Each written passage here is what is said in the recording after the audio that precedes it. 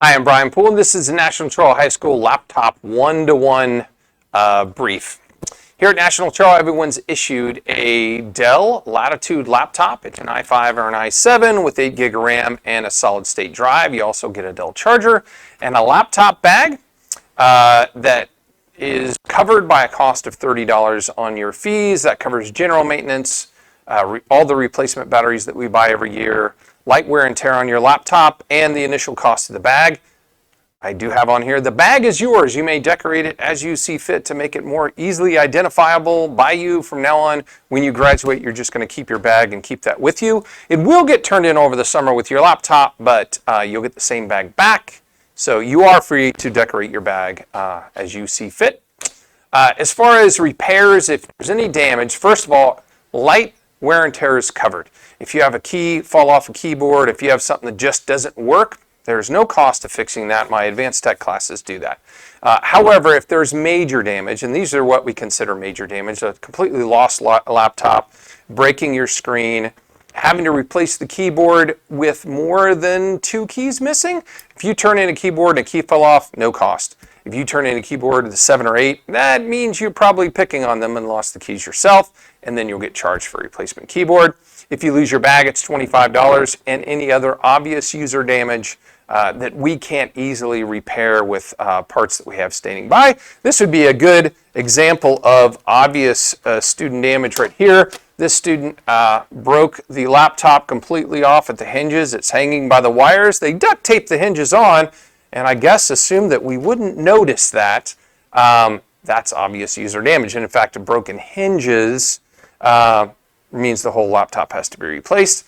And that's one of the reasons we don't carry laptops open, and we don't carry them by the screen when we're using a laptop. So those are the obvious fees. If you do have the library, we have 18 spares in the library. Basically, you take it down there to the librarian, make sure you call first so that make sure she's at her desk. You'll take it down there, you fill out a repair form that says what problem you're having with it, and she will issue you a spare to keep until yours is fixed. And what we ask is that you check on the next brown day. It should be repaired. However, if you turn it in orange 4 and the next brown day is the next day, that means 2 days from then. It won't be done in 15 minutes. So in general, my students repair them all on orange days, 3rd and 4th block. So they're always done for brown day. So the next brown day that you can, just go down there and get your laptop back. If it's not done, it may have been something more severe. And also you need to make sure that you're keeping your documents backed up to either your network drive or your Google Drive, because when they're turned into us, if it's a software issue, we just wipe the whole drive, which is why part of that form says, are there any documents that you can't afford to lose? i.e. you've written an English paper and your computer just stopped working and you never put it on your Google Drive. It'll be gone if you don't put it on that list. So please make sure you do that, and then we can take the extra time to save that document for you. Expectations are that you bring it to school fully charged every day. The plan is, or the policy is, that if you have to get battery during first block, you'll have to get a detention too. That really means during the first hour of first block. If it's at the very end of first block, you're never going to give a student attention. But if you walk in the first 5 minutes of first block, it's obviously you didn't charge your battery. I generally, if I haven't seen you before, probably won't give you detention first time. If you make it a policy of it happening a lot, obviously you're going to get detention every time, because we just don't have the spare batteries for everybody to not charge their laptops.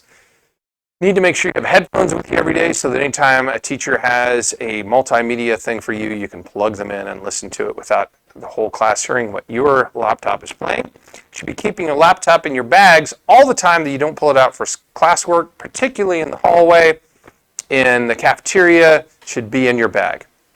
And I already said this, make sure you back stuff up to your network drive. You will not put stickers on your laptop. You do not bring laptop chargers to school. You do not carry laptops around open like this person did. That's how that happened. If you have to move locations, you close your laptop, you go to the new location, then you open your laptop there. And we don't use our laptops for entertainment during school hours. If you're at a location where it's plugged in, you still shouldn't be doing it to watch Netflix. But the big thing is the battery is to use for schoolwork, not for listening to Pandora or something else while you're doing something unrelated. Laptops, I already said, should be moved close.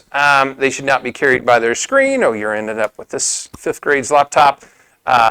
Laptop screens and keyboards can be cleaned. You moisten the paper towel or the towel you're doing it with, and then you wipe the moist towel across either the screen or the keyboard if you want to clean it. You can just use water or Windex to clean it up. Treat it like it's yours because it will be, well, for 4 years if you're a freshman or however much time you have left here at National Trail.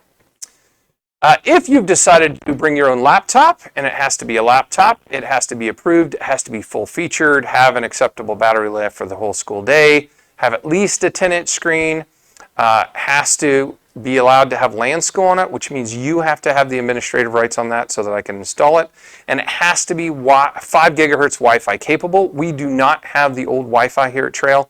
We only have 5 gigahertz, so if you can't see our Wi-Fi, your laptop doesn't do 5 gigahertz, and some of the older, less expensive models don't have 5 gigahertz. You may have to buy yourself a dongle to get connected up. Guest on for the first week here at Trail. The guest network will be off, so you have that first week. Bring it into my room in 203 during intervention to get it connected up to the Bring Your Own Laptop network. As far as usage at school, everything has to adhere to acceptable use policy. I'm not going to go over the whole thing. It's in your school handbook, and you have to sign off that you've read it. But basically, at this point in your career, you should know what's acceptable and what's not acceptable here at school. And that's it for the laptop brief here at National Trail High School. Thanks, and have a great year.